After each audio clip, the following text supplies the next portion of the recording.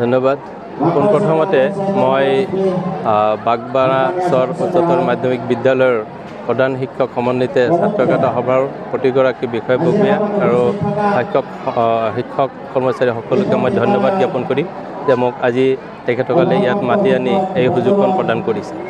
এতিয়া কথা হ'ল যে বাৰ্ষিক অধিৱেশনত সাধাৰণতে বিগত 6 দিনীয়া এটা কাৰ্যসূচী আছিলে, সপ্তাহজোৰা কাৰ্যসূচী আছিল। এই সপ্তাহজোৰা কাৰ্যসূচীত বিভিন্ন ছাত্ৰ ছাত্ৰীয়ে বিভিন্ন দিশত তেওঁলোকৰ প্ৰতিযোগিতাত অংশগ্ৰহণ কৰিছিল। বিভিন্নজনে বিজয়ী হৈছে, কিছুমানে বিজয়ী হ'ব পৰা নাই।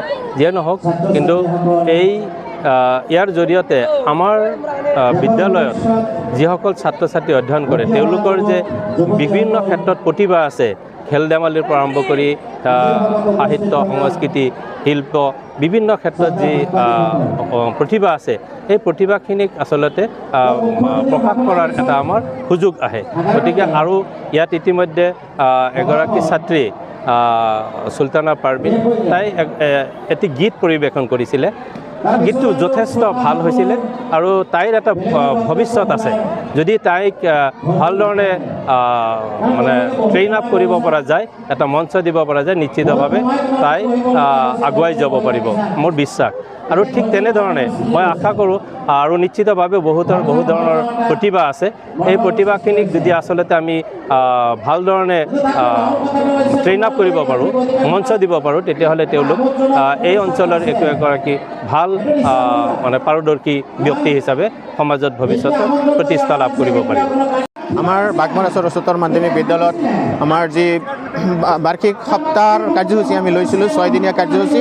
এই কাৰ্যসূচীত ছাত্ৰ ছাত্ৰীসকলৰ মানসিক বিকাশ আৰু তেওঁলোকৰ যি স্কলাষ্টিক দিশ, এই দিশটো যথেষ্ট উন্নত হোৱা বুলি মই ভাবোঁ। আৰু আমাৰ যিটো কালচাৰেল দিশ আমাৰ হ'ব, এই কালচাৰেল দিশত ছাত্ৰ ছাত্ৰীসকল যথেষ্ট পৰিমাণৰ কালচাৰেলৰ ক্ষেত্ৰত উন্নতি লাভ কৰিব বুলি মই আশা কৰিছোঁ।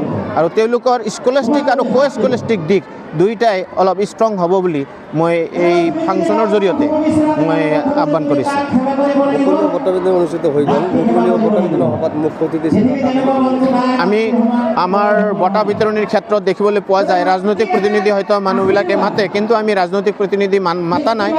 আমি আমাৰ সন্মানীয় ডক্টৰ শ্বেখ ফাৰুক আহমেদক আমি মাতিছিলোঁ। তেখেত আমাৰ মন্দিয়া আঞ্চলিক কলেজৰ প্ৰিন্সিপাল আৰু তেখেত আমাৰ যিটো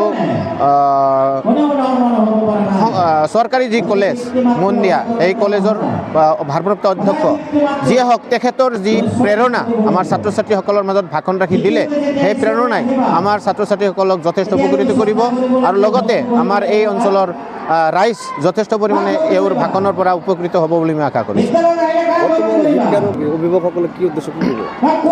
আমাৰ যিটো শিক্ষা ব্যৱস্থা দেখিবলৈ পোৱা গৈছে, ইয়াত আমাৰ অভিভাৱকসকলৰ যথেষ্ট পৰিমাণৰ অৰিহণা থাকিব লাগে, কিন্তু দেখিবলৈ পোৱা যায় ছাত্ৰ ছাত্ৰীসকলৰ যি অভিভাৱকসকলৰ অনীহা আহি গৈছে।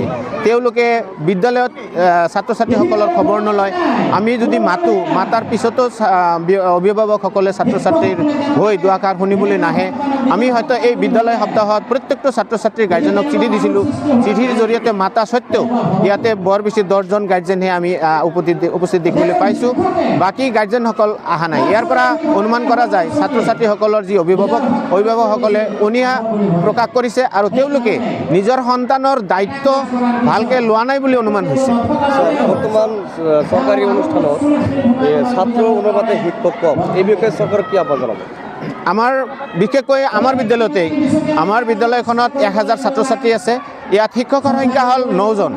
আমি দেখিবলৈ পাইছোঁ যে প্ৰত্যেক দিনে আমি 2-3টাকৈ ক্লাছ মানে বাতিল কৰি আমি সদায় পাঠদান কৰিব লগা হয়। এইকাৰণে শিক্ষকৰ অভাৱ। আৰু এই ক্ষেত্ৰত আমাৰ চৰকাৰে দেখিবলৈ পোৱা যায় কিছুমান বিদ্যালয়ত যথেষ্ট পৰিমাণৰ ছাত্ৰ ছাত্ৰী নাই, অথচ শিক্ষকৰে ভৰপূৰ কৰি ৰাখিছে। কিন্তু আমাৰ বিদ্যালয়ৰ দৰে চৰ অঞ্চলত যিবিলাক বিদ্যালয় আছে, এই বিদ্যালয়বিলাকত ছাত্ৰ ছাত্ৰীৰ সংখ্যা যথেষ্ট, কিন্তু শিক্ষকৰ সংখ্যা কম।